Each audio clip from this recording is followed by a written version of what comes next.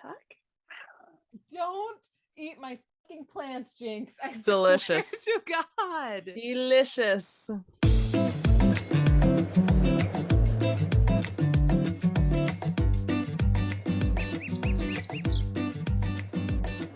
All right. Hello, everyone, and welcome to the show. I'm Blair. And I'm Kirsten, and we are mediocre content. Still going strong with the intros. I think you're doing it on purpose at this point. I mean, we might as well. It's got to be a little bad. So, you know. All right. How you doing? What's new this week? Doing good. Nothing new as of yet. It's a little gross today, but that's why we're inside recording and not outside. That's it. Yeah. I mean, it's fine here, but like your end, it's definitely not great. No, definitely not. It's that fall New England kind of weather right now. Yeah. I miss it a little bit. Yeah. California can be boring sometimes weather-wise, but honestly, that's how we felt in Florida. We really missed having all the seasons, even though it was like really cold in the winter time up here. But you know, you kind of get used to it when you grow up with it. And when it's gone, you're like, oh.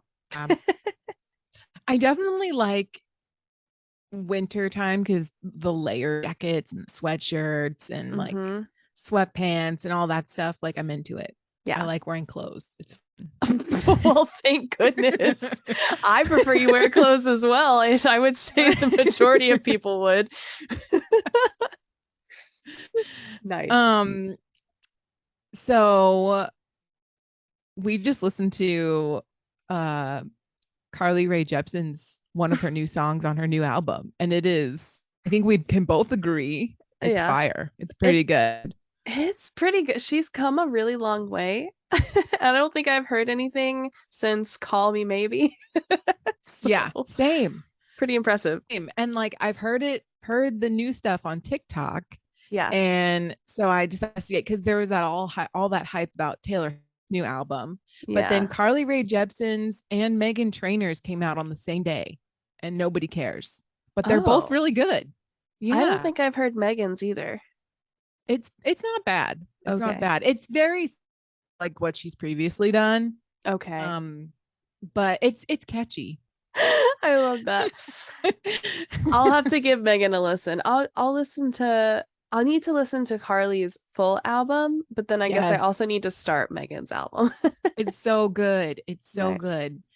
It's like, it reminds me of early 2000 pop albums, and there's like some really good like 70s beats, like they're good to dance to and that kind of stuff. And it's a good pop album when you're like cleaning your house and you're just dancing around instead. You know what? Your cleaning album definitely has to be on point. It's the only thing that's going to motivate me through all of those chores. I know. Yeah, for sure. So, and it's definitely a break from, because I've been listening to Taylor Swift's new album the last couple of days, and it's like, it's good. Yeah. But it's also very sad. Like it's not a uplifting pop album by any means. And so with Carly's new album, it's kind of like, oh, well, this is fun. I have a hit of serotonin for today. It's lovely. Gracious. Well, I mean, you know how I feel about Taylor, so I do. Enjoy her sadness. I'll listen to Meghan at least. Yeah, definitely. Yeah. So also, I want to tell you, I did call that pep talk hotline from last episode. Oh my God. How'd it go? Oh my God. It's so cute. It is so precious. So when you call in, first of all, it's just children's voices the whole time, which is so precious. That is so cute. Yeah. And so it greets you in English, and then it also has a Spanish that allows you to select that, which I think is really great for, having multi Did you say this school was in California? Yeah, I believe it was. Yeah. That's pretty standard, actually. Good. Just from living here, everything is bilingual. Like which is great. I have learned more Spanish in my job than I at school. So Yeah. Yeah, it's because I use it all the time, Well, I bet. so Well, and nursing too, I'm sure you've got like a plethora of different types of patients that might come in that need, yeah. explanations or assistance, and it's Yeah. nice to So have I'm that. I'm learning. I'm learning a Nice. lot of medical Spanish, which is cool. Well, So honestly, if you want to like train yourself, I suggest giving it a call and selecting the option for it. Just see how good you yes. are. Just see how much further you've come in the Spanish language because it's like very cool That's to cool. to have it. But So what did your message say? oh, so this is what's really neat about it. When you select the language that you want, it gives you categories. So Hmm. it says like press one if you are feeling down or depressive or need something uplifting. Press two if you just need some words of encouragement or affirmation. And it like gives you categories depending on how you might be feeling when you call in, which I thought is such a neat idea. That is Um, so cute. I love Right. that. And it even has like it doesn't say body imaging, but it says if you need to feel good about how you look or feel good about yourself, you can select that one as well, which I think is really nice. That is nice. So it's very inclusive in its categories, and I just think it's quite mature for children in a positive way. Because I'm assuming when the kids are doing this, they kind of have to think about, well, what would you say if somebody needed this kind of help, you know? So it really makes them think about bigger problems in the world.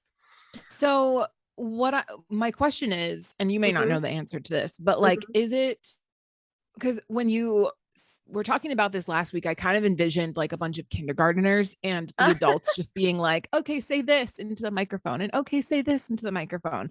And so Oh, I don't know, is this like a middle school project? Like, do they know like it's an what age group? it's About? elementary. Okay. Yeah, so they're elementary kids and it's unprompted. So they give them, I assume, maybe a topic or maybe they just say, say something encouraging and then it's Gotcha. completely unscripted. They just record whatever the kid says. So I selected just want to hear something positive basically, and Yeah. it rolls through a bunch of little recordings. And so I think one of them was just like, "You got this, man," or something like that. Oh, And it was like so endearing. And one of them was like, "You are lovely."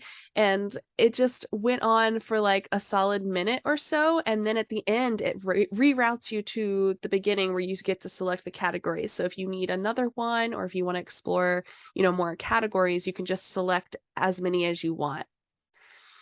oh, So it was very cute. Highly recommend if you want to hear something adorable. It made me smile immediately. that's so cute. I love that. Yeah. Oh my So gosh. highly recommend. Oh, And if you that's missed so last nice. episode, which I don't know why you would have missed last episode because you should have listened to it already, but if you did, the number is located in that podcast, and their fundraiser link is located in the description of the Halloween special from last week. So feel free to give them a listen. Yes. Yes, Yeah. definitely. Well, Well, do you want to get started on this week? um, What you got for your yeah, let's do it. just Do it. okay. Um, we do want to give out our So, disclaimer though. yeah, the disclaimer is the same as it has been. Yeah, No new information there, but just do your own research. right. Everything we say may not like we don't necessarily put a lot of effort into fact checking all of this stuff. And so Facts. if something, Yes. just make you do your own research and Yeah, that's it. that's it. Just Yeah. be responsible adults. That's all we ask. That one's Um, really difficult. I know. I know. Oh, but anyway, we're gonna All jump into right. our good So, news. yes. So, first good news, which I this will be old news by the time this releases, Hmm. but Joe Biden signed an executive order to require the FDA to make moves to allow hearing aids to be available over the counter. Wow. And this is a huge deal because hearing aids are super expensive. Yes. Um, and as you have already mentioned, Kirsten, I am a nurse in my day Hmm. job. Hmm. Believe it or not, this is not my job. I so in nursing, there's two things that you make sure that you do not lose of the patient's Mm. belongings. And the two things are dentures and hearing aids. Mm. They're hella Mm-hmm. expensive. Mm-hmm. And if you lose them, it's going to be a disaster. Yeah. So, and so it's a huge impact and a huge deal for a lot of like elderly people, but also like a lot of young people use hearing aids. Like people don't realize True. there's a True. lot of hearing loss is a huge deal. So Yeah. um it'll most so 30 million Americans could benefit from hearing aid, but they Wow. just don't have the funds or like the ability to get the consultation to get one. Mm-hmm. So I looked on Walmart's website just to see like what they're Sure. running at, because you can buy them over the counter now.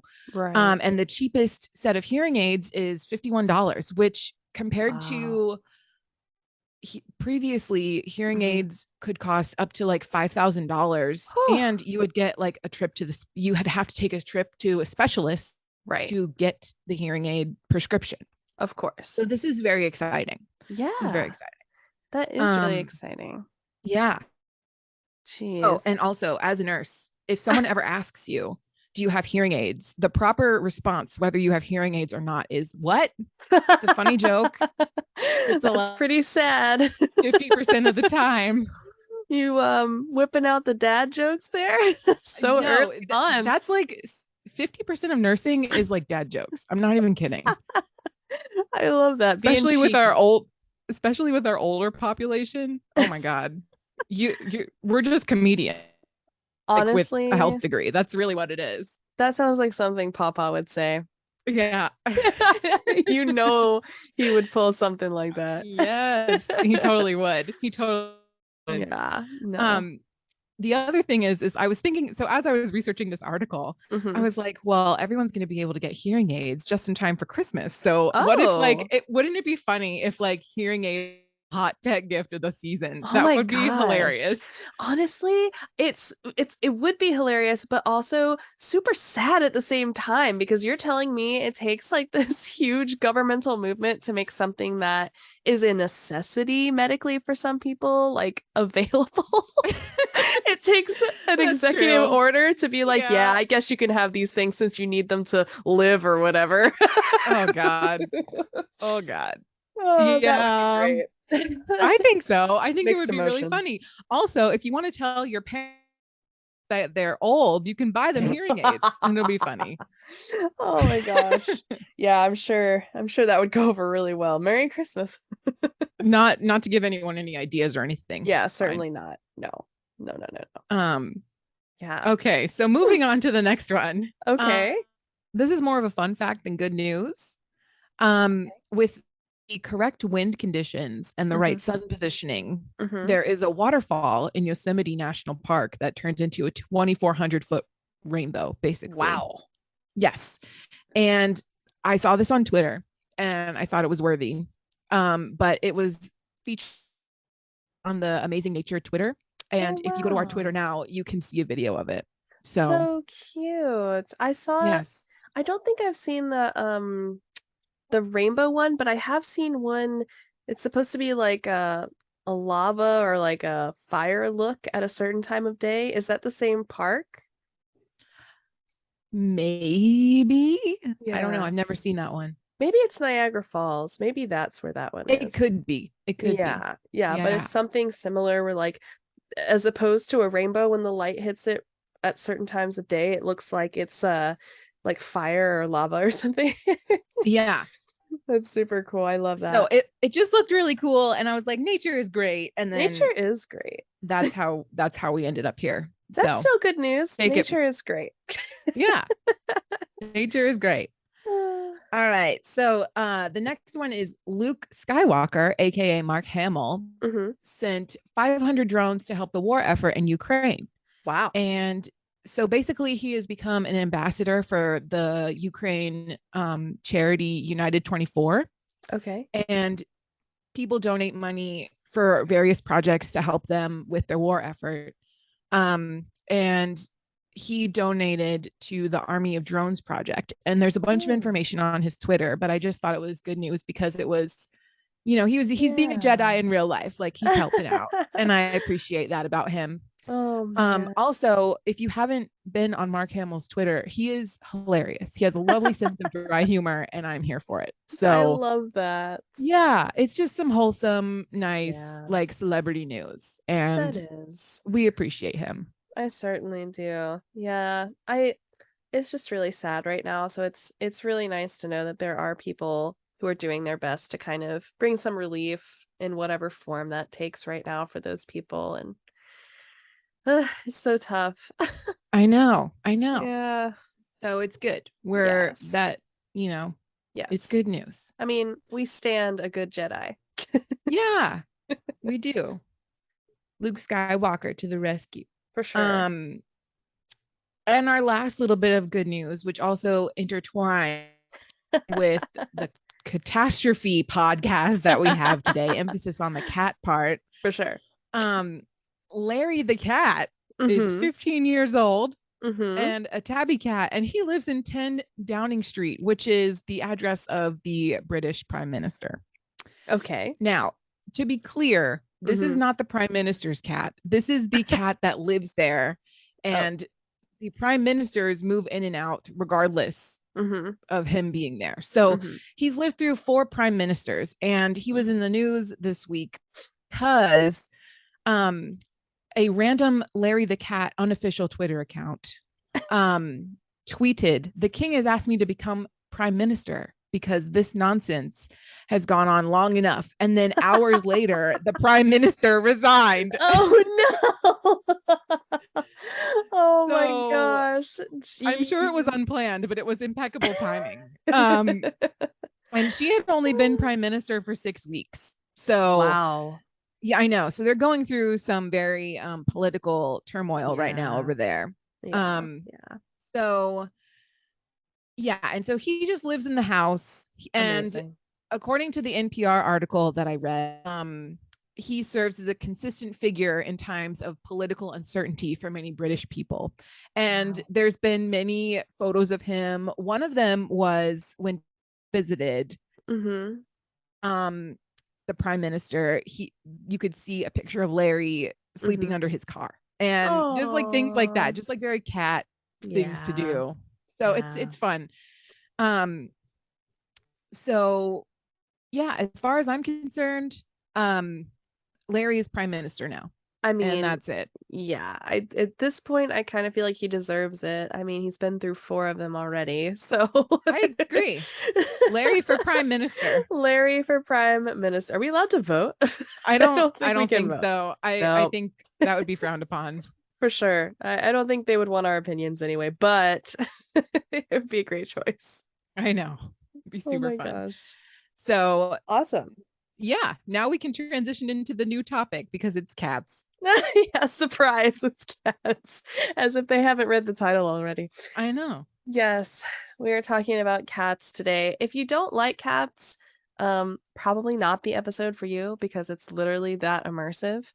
Um, and we will be giggling a lot about our own cats.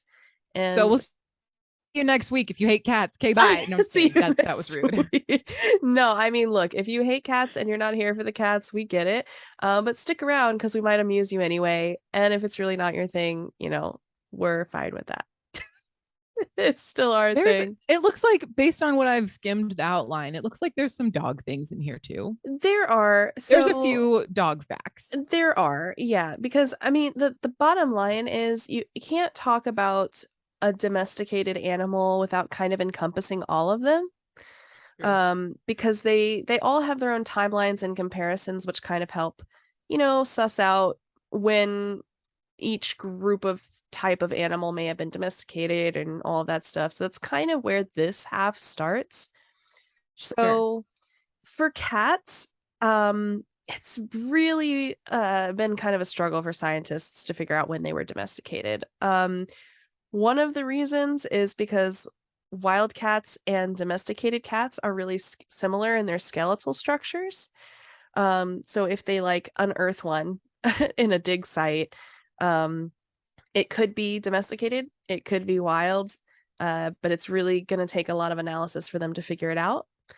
Um, But one of the clues that they found for kind of dating the domestication timeline was in 1983 on the island of Cyprus. They found a cat's jawbone that they dated back 8,000 years ago. Wow. That's Yeah, pretty good. it is pretty good. Is oh, I'm gonna sound really dumb. No, Is Cyprus is like northern Africa, right? Kind of. the island of Cyprus. Yeah. Like Um, west east western Africa? I don't know. it's in the Middle East. Middle East? Okay. It's I the told I you. it's in the I believe it's in the Eastern Mediterranean. Okay. All right. Yeah. I feel better about that. So Okay. it's more like Sicily, I think, a Italy kind of Sure. area, if I'm not Cool. mistaken. Cool. Okay. All Yeah. right. So it's around that area. Which Okay. isn't a dumb question. I mean, I feel like you read a lot of stuff in history books and like I don't know about you. I don't have a map in the back of my brain, unfortunately. Fair. Yeah. I So, definitely yeah. I'd like to think I'm okay at geography, but like individual countries, I have a really hard time, especially if Yeah. they're not like major ones that we Right. talk about all the time. So Exactly, exactly. So it's in the Mediterranean, if I'm thinking about this correctly.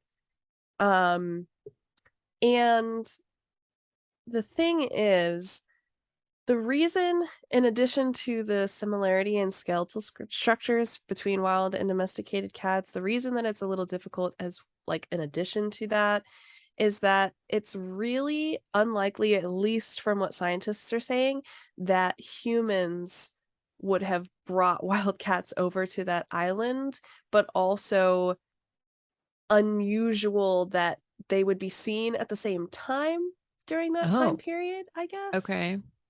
I'm not really sure what they were getting at there. I mean, I guess we're not shipping cats to Cyprus to be to be fair. Well, I feel like a lot like so the meme is anyway that Yeah. like cats have domesticated themselves. And So that's true. they chose to be around humans. They were like, "Oh, they have food and they like us. So we'll just Yes. stick around." Um Right. yeah, so I feel like maybe that I mean Yeah. that the wildcats were just being nice. Yeah. So or and I feel like a lot of this from what I can tell based on what you've said already is that if they find the skeletons in Mhm. proximity to people, you would Right. assume that they would be domesticated because of context, right? Well, and that's kind of what happened because in 2004, so just again, kind of backtracking, they originally dated back, the domestication to about 8,000 years ago based on the original jawbone they found in Cyprus. But in 2004, they unearthed an even older site on the island. Oh. And in this site, a cat had been deliberately buried with a human, and they just kind Aw. of, yeah, I mean, it's cute because clearly it was probably a pet, or Yeah. at that time what they would have considered a pet. And that means they pushed the domestication back another 1,500 years. So that's Okay. about 9,500 years ago that they think that that kind of domestication started. That's cool. Yeah. I like that. Um, but more changed, which is just kind of what happens in science. I feel like you and I know that really well. You think you know the answer, and then you get more data, and you're like, I don't know anything. Everything is a constant cycle of change, Yes, and everything I know is a lie. it's always a theory, like That's it. constantly. So in May of 2006, there was a study published in a research journal, which kind of secured a few more pieces to this puzzle, and it was based on genetic analysis. So, the authors of this study stated that all domestic cats were thought to have been descended from Middle Eastern wildcats called Felis sylvestris, which I think is cute Ooh. because it reminds me of Sylvester. Yeah, like the cartoon. Yes. And it literally translates to cat of the woods. Um, Based on, I guess, that conclusion in this scientific journal, basically what they were seeing and what they were discussing is that the domestication process could be pushed back even further. So we're talking instead of 9,500 years ago, 12,000 years ago, because the Middle East was very vast.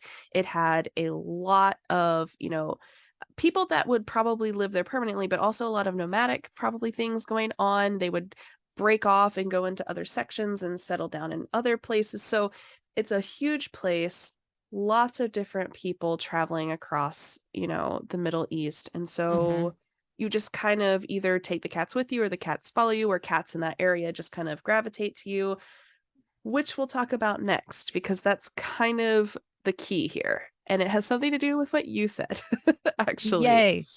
So, if we take a break from cats for a second,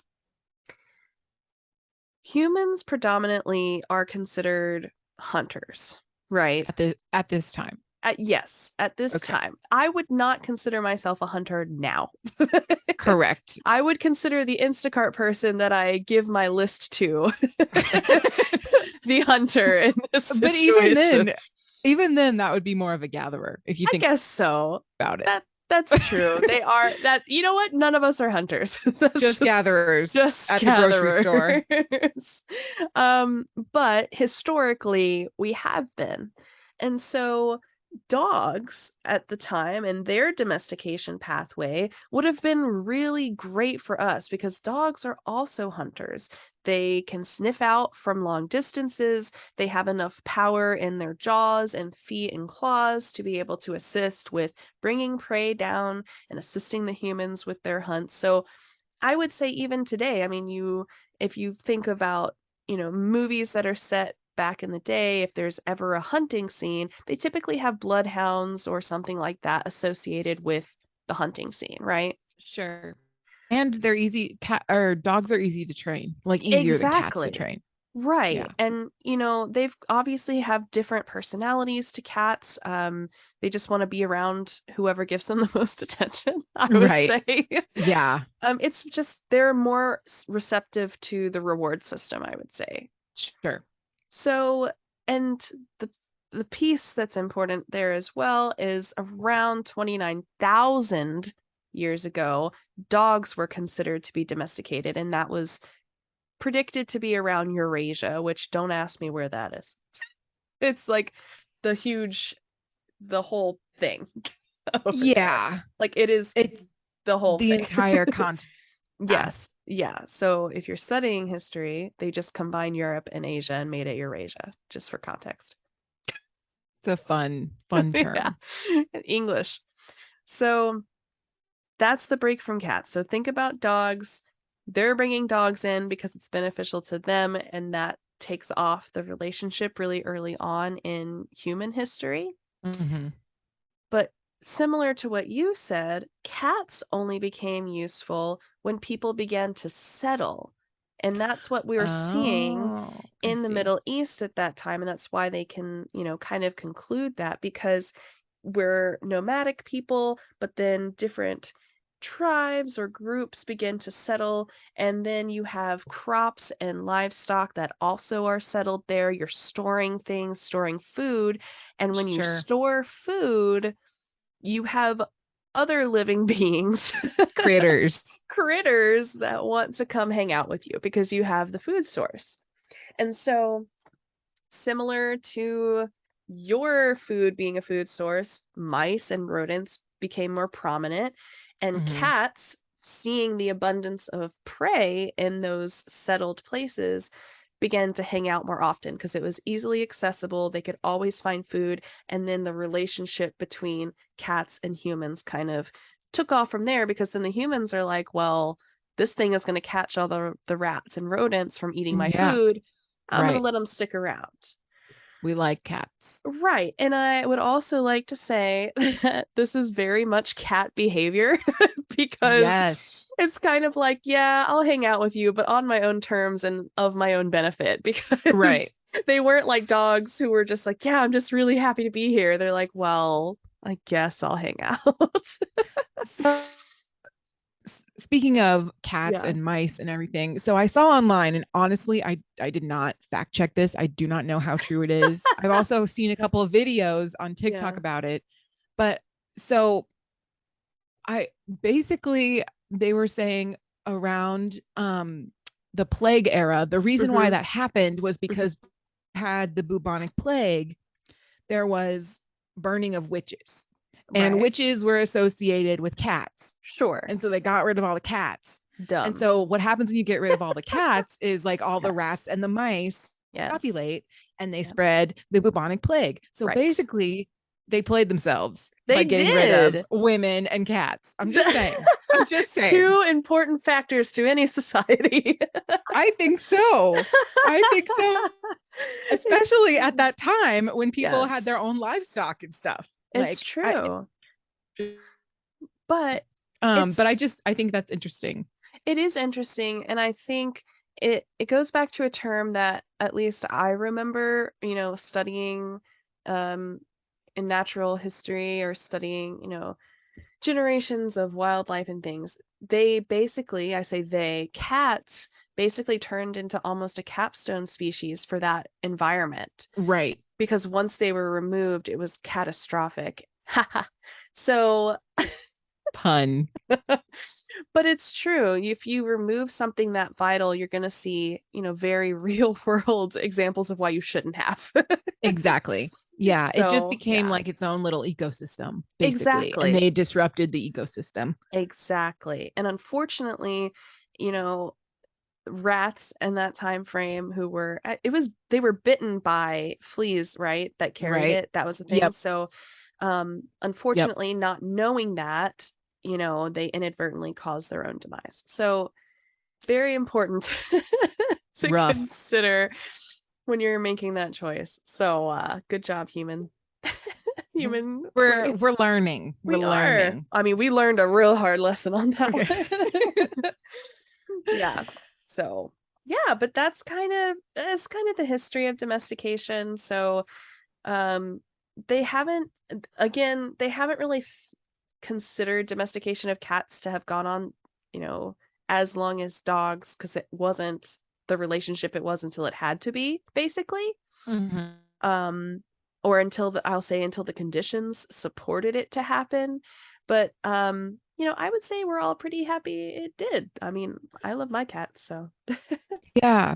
I mean, so I'd be interested to know too, like, so how there were cultures like Egypt is famous for worshiping cats and like having them as a prominent deity in their society. Like, I'd be interested to know if that's included in this. That goes back even farther. And would they consider that like domestication or just worship?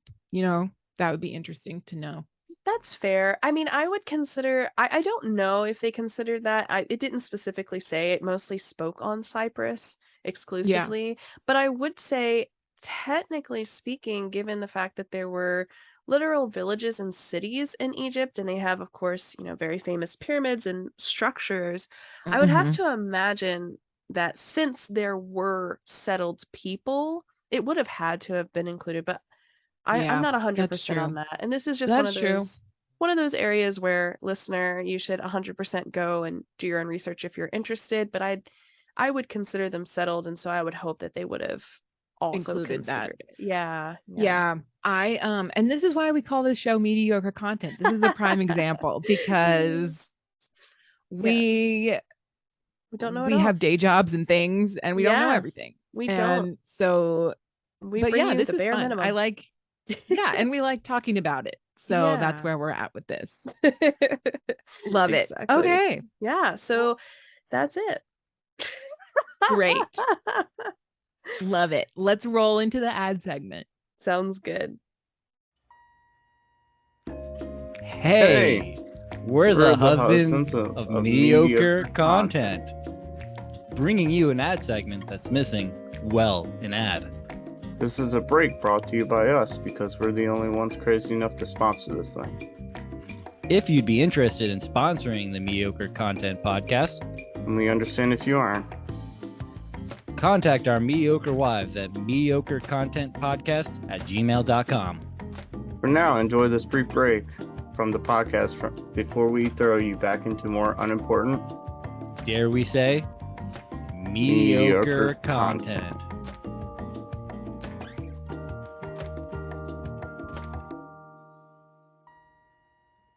Welcome back, everybody. We hope you enjoyed the break. We are getting into the second half, and we're going to talk about today's most popular pets in the United States. This is not worldwide, I would like to preface. Just in the United States. Just in the US. So, number one, can we take a guess?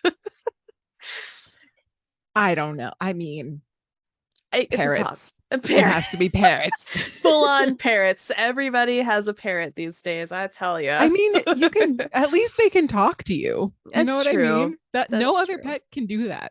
Yeah, no, that's true. It's not parrots though. I know. Dogs are found in about 69 million households in the United States. 69. Oh, the maturity level is amazing. Can't even talk about dogs without making it weird. What? I'm just trying to liven up the topic. That's all. Oh yeah. And then of course coming in second is cats. They are found in 45.3 million households in the US. And so I would say that since those are the top two compared to the rest of the statistics I'm going to talk about, it's a huge gap. So it goes from 69, to 45 million. And then literally between dogs and cats to the number 3 spot, which is freshwater fish, which is interesting. Yeah, it drops to 11.8 million freshwater fish pets in households. So it's a pretty... Did you ever have... Oh, go ahead. Continue. I interrupted you. It's fine. It was just to say that the gap is big. Like there's a huge gap between whether you own a cat or dog versus anything else. Anything else. Yeah. And did you have fish growing up? We did not have fish growing up, but Tyler did. So he was very into, what are they called? Cichlids? Is that? I don't know. I don't know if that's I know a freshwater goldfish fish, and I know beta fish, and that's all I got. I think cichlids are actually a saltwater fish, but I might be wrong about that. Fancy. Did he have like a big tank and everything? He did. Yeah. He had a huge tank in his bedroom. You know what? I take that back. Mom had beta fish. Okay. Yeah. That's like a really distant memory, but I think Mom had beta fish. Mom, if you're listening to the podcast, confirm hi, later. Chicken Mom. Hambler says hi. We were actually talking about that this week. But Mom, confirm with me later if you had beta fish, because I remember beta fish somewhere, but I can't remember if that's where that memory comes from. But freshwater fish, number 3, 11.8 million freshwater fish in households in the United States. Number 4 is birds as a all-encompassing unit. All kinds of birds. All kinds. So that covers about 9.9 million households. Small animals is number 5. So that's like guinea pigs, rats, mice, those kinds of things. Yeah. They're at 6.2 million. Number 6 is reptiles, is kind of something that this is gonna be gross. I kind of want to boop the snoot of a snake. I'm not gonna lie to you. So I will say Philip's wife, Nicole. Mm-hmm. Hi, Nicole. Shout out. Her class pet for her classroom a couple years ago, last year, I don't know, was a snake, and her name was Maisie. Maisie. Yeah, that's cute. Yeah, it is cute. And but I just cute. I can't do reptiles. I don't know what it is. I've heard that some of the lizards, like the terranium, smells really bad, like really fast. I've heard. I don't know if that's true. Specifically with I've heard it with bearded dragons, I think is what they're called. So I've heard that. But we had Azula in college. She was she was a blue-tongued skink. Yeah. She was cute. I don't it's not for you. It's not for me. It's That's not for fine. me. But I mean, for a lot of other people, specifically 5.7 million people, they got it. They're like, this is they for love me. it, and that's good. I'm glad. Happy for them. Number 7 is horses. They're in 3.5 million households. How you got a horse in your household, I'm more impressed with. That's kind of horse in the hospital. Whose horse is that? So many great horse things to say. I would honestly say, though, more than likely, and I can attest to this as well, horses are dang expensive, and huge. Right. So I feel like That's what I was going to say. Yeah, they're huge and expensive. And I feel like if those two factors were not together in tandem, more households would probably have them because they're great. Yeah. Well, yeah.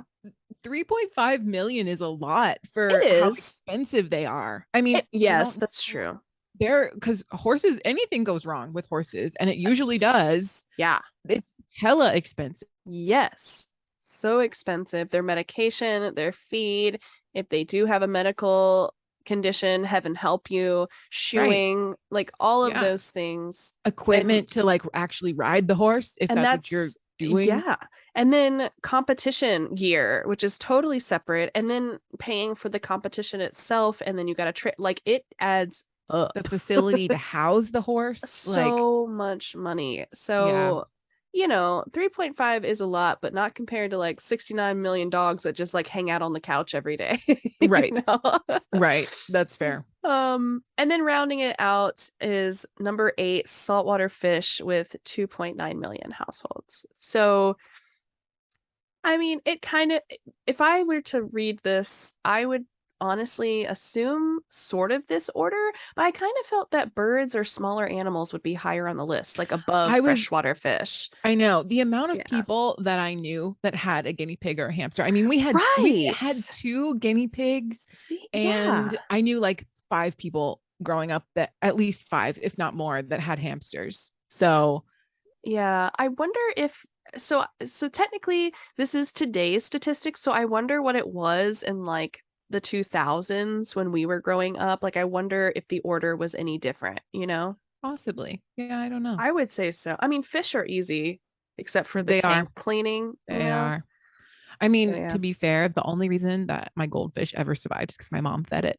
I did not feed that thing. Dang. I know. I'm a bad fish owner. Yeah. Also, so they also, in the same little article thing that I pulled all this information from, they also told us the most popular breed in the States as of today. Yeah. So for dogs, it's a Labrador Retriever, which I kind of feel like not surprising. Not at all. No. So we had one growing up. Yes. R.I.P. Socks. Yes. Truly the best. Socks. Ugh, love her. And even though, my aunt has a lab, but she has had labs like Freedom and I forget the other dog. Liberty and Freedom. They didn't have Liberty for very long. And she lives in Pennsylvania, like close to Philadelphia. I'm so excited about this theming. So her dogs' name are Freedom and Liberty, and she lives in Philadelphia. She didn't at the time. She lived I think she had them in Boston. Oh, okay. Well, the theme is there. That's funny. Liberty didn't last very long though. I think she ended up going to another home, if I'm not mistaken. Oh, it didn't work out. No, and she has a black lab now named Duchess, which is I knew about name. Duchess. Yeah. Cute name though. And then the most popular cat breed, which made me smile, is a ragdoll, which I do have, ironically.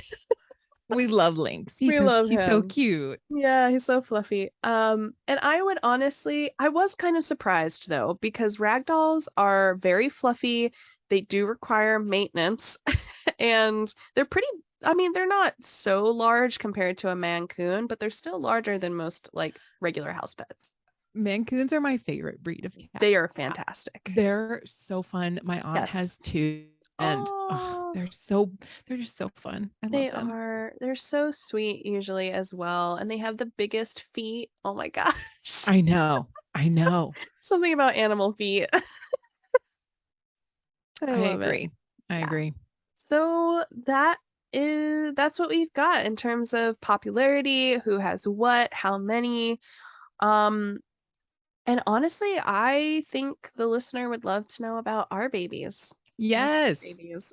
Do you want to take it over? I would love to tell you about my Gotcha. cats. Oh Perfect. my God. Go for it. Okay. So I have 2 cats, Salem and Jinx. I think technically they're both like American long hair cats. Okay. Yeah. Salem is all black. So cute. But if he sits out in the sun, you can kind of see he's a little bit of brown. And Nice. he's got a silver belly too, which is interesting. Yeah.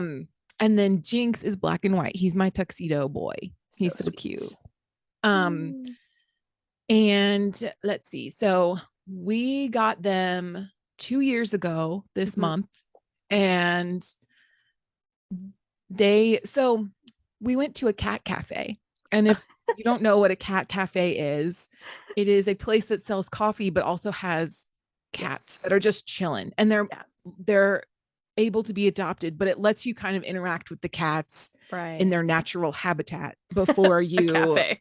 Right. Where they get their espressos on tap. The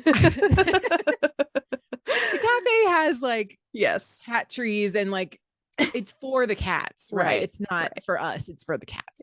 So anyway, we went to the cat cafe, went into the little room with all the kittens, and Salem immediately, we just sat down. We didn't even try to interact. Salem immediately came up to us and was climbing on Chris's back before we could do anything else. And so we obviously knew first Salem was coming home with us because he was a very special boy. Yes. And the other thing that was happening was he was hissing at all the other cats, being like, no, this is my human. Like we're not doing this. But the only cat that he seemed to get along with was Jinx. And Jinx came up to me and sat in my lap and was just like nudging me. And do you have something to say? You have something to say now? Oh, that's so sweet. What else? Anything? Okay. I'm gonna continue talking about you now. He said, I want to continue my own story. Thanks. Yeah. I'm good. All right. So that's precious. I know. Yeah. And so they seem to get along good. And so we took them both home. And the person who was kind of the attendant of the kitten room said that they were both brought in together, but so we just are assuming that they're brothers and brought in with the same litter, or at least hung out at a very young age together. Right. But yeah, so that's Salem and Jinx. And honestly, not to ramble on, but I'm convinced that Salem is more of a dog than a cat. Yeah. I was on FaceTime with my mom the other day and we were outside. I was outside just watching them play around, and so I'm chatting with my mom and I just watched Salem strut by with the full stick in his mouth. Strut by like it's not a big deal. Got my stick, I'm ready to go. Carry it into the house and put it in his little bed and play with it like a dog. Perfect. I love that for him. Good for him. Yes, I know. Living his best life. But yeah, so I don't know. I think Salem is like part dog. I'm not really sure. So are they 2 then? So we got them when they were 4 months. So yeah, probably, like give or take 2. Yeah. Nice. That's so sweet. I know. Stolen from their cafe. Yeah, well, they were only there. They got there that morning, so they're not missing it. Like that's true. They literally came in that morning, and then we took them. So they didn't get to know anyone, and it didn't really seem like they wanted to get to know anyone anyway. Especially not Salem. Right? He was not having it. I love that for him. Yeah. Aw, independent little man. So we drove cross country with the cats in the back seat. Yeah. And that was super fun. It was actually not as crazy as I thought it was going to be. So they did super well. Salem loved to look out the window and all that. So nice. Both of them. And Jinx, honestly, he's one of the cats that like the car just like rocks him to sleep. So he like slept the entire time. And I would take him up to the front and he would just sleep in my lap. And it was so cute. Jeez. I'm glad that turned out good. I know you were stressed about that. Too. Yeah. Me too. But it was a super super long trip. I mean, you went coast to coast. Yeah. And like all the different hotel rooms and stuff. But by the end, they kind of got the routine. Like they knew when it was time to go and when we needed to get back in the car and all that stuff. So yeah, it does happen. Yeah. So sweet. All right. Tell us about your cats. You have three cats. 3 hellions. I also think it's hilarious. I noticed this when I was putting like the little lists together. It's Jinx and Lynx. It is. So stinking cute. I did not even put that together, but yes, it's very cute. Me neither. So I do have 3. The oldest is Cougar. She's 7. And chunky as expected. She is a daddy's girl. That's Tyler's cat for sure. We've had her. I guess we've had her since freshman or sophomore year. I was gonna say it's got to be at least since like 2013-ish. Yeah, we've had her, and she was already 1.5, I think, when we got her. So, but honestly, similar to Salem, she hated other cats. So I don't know when they got her. She was 100% a stray that they just kind of picked up and brought into the shelter. And we were actively looking for a cat at the time because, it was just kind of lonely in the apartment for Tyler and just needed a companion. So went to the shelter and we walked down the aisle of cages and she stuck her paw out and like pawed at Tyler. And we were like, probably this one. Yeah. And also it's so funny. She was not a fan of other cats, and when we took her out and we were like holding her, I sat down because Tyler went to go fill out the paperwork, and we had all the cages. She was hissing at the other cats and then reorganizing herself in my lap the whole time we were filling out paperwork. She's so sassy to this day. But she just wanted to make it known, I don't like any of these cats. And I was like, very clearly received. We got it. Thanks. But clearly not received enough because a year later we got Puma. Who is our beautiful middle child. And both of them, they're just domestic short hairs. I think Cougar is considered a gray and white tabby. And Puma's what they call a diluted calico. So she's not black and orange, she's gray and orange. But she's pretty. She's a pretty girl. Yeah, she'd be prettier if she stopped vomiting after she eats. That would be even prettier.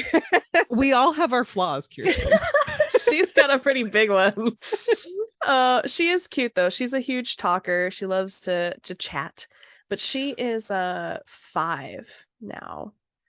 And also kind of chunky. They're all chunky. I'm just going to go ahead and say all of them are fat, which I think we've covered in another episode anyway. So possibly. Yeah. Definitely chunk.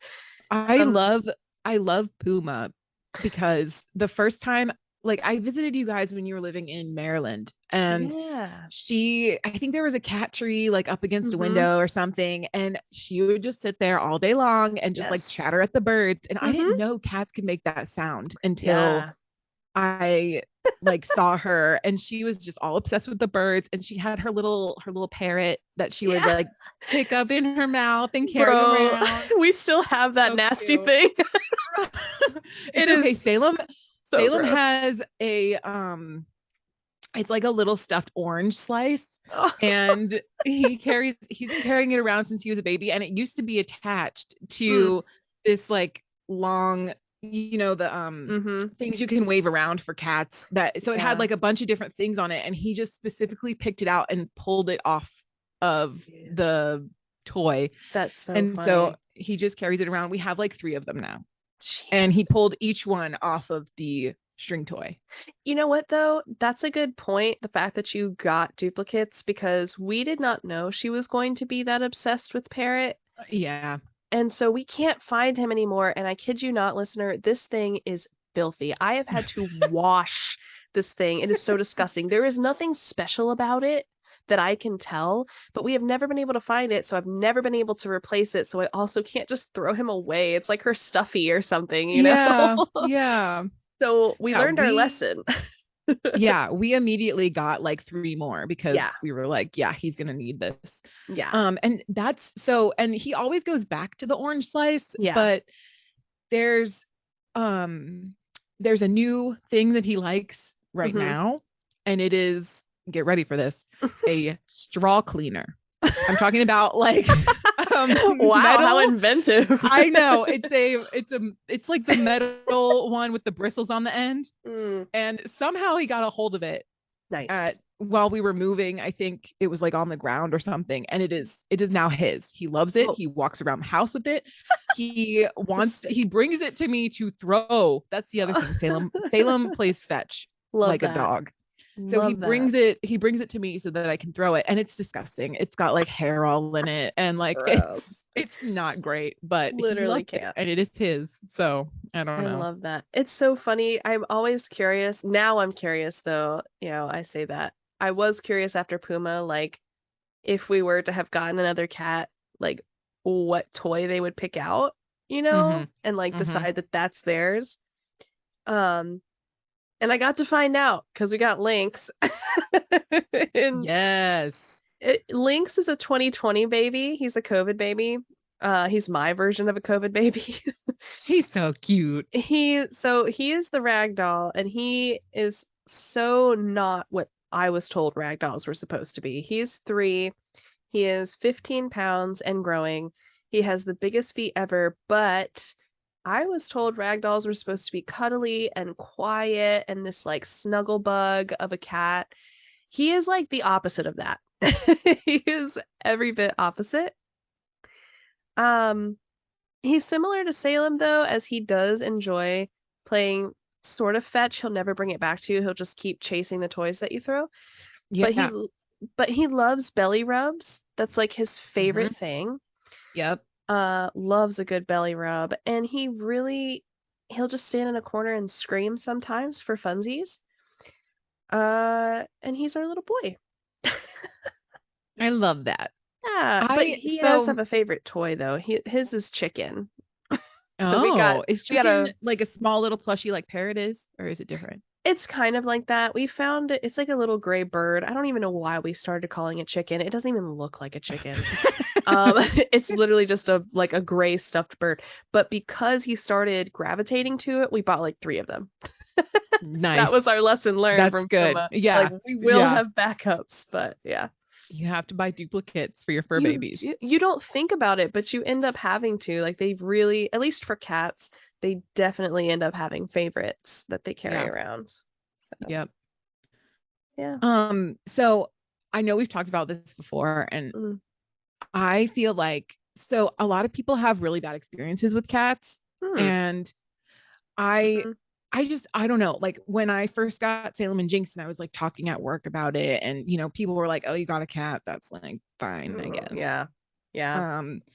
But I feel like people just have bad experiences with cats because they don't interact the same way dogs do. Like dogs are always prepared to like be petted, and all that. But I feel like this is my first experience having Salem and Jinx is my first experience with boy cats. And I feel like boy cats are so much more receptive to like being pet and like, you know, interacting with humans and stuff like that. I mean, Jinx gets scared of things, but like he comes around like, you know? Fans.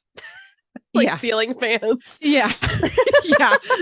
Jinx is afraid of ceiling fans, and I would just like to publicly apologize to Philip and Nicole for Jinx ruining the underside of your the underside of their box spring and also their rug as well. It happens. I'm so sorry. It happens. But yeah, that's another story for a different day. Yes. But yeah, you're right. You're right. And I heard recently, I forget what video I was watching, but they were talking about, the difference between owning a cat versus a dog. And they were saying that some people struggle with cats because these are people who also struggle with being receptive to boundaries.